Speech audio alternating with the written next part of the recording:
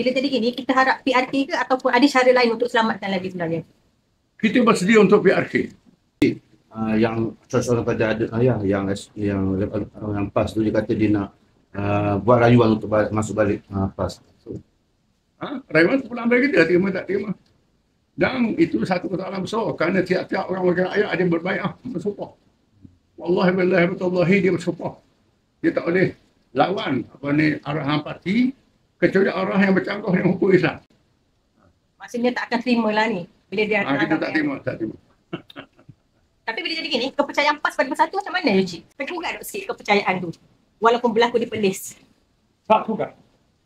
Saya tengok apa di Facebook, tengok internet, ni orang simpati.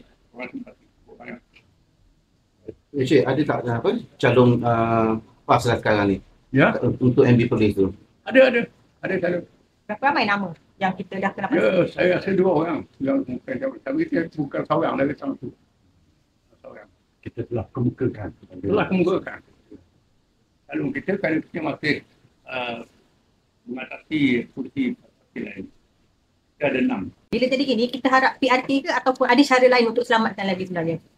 Kita bersedia untuk PRK.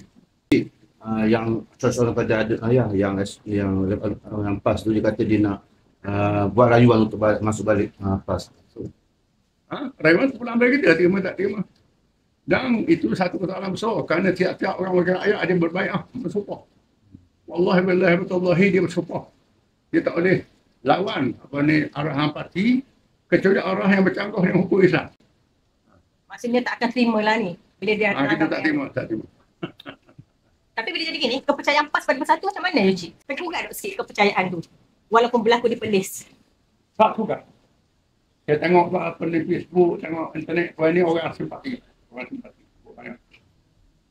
Cik, ada tak calon PAS lah sekarang ni?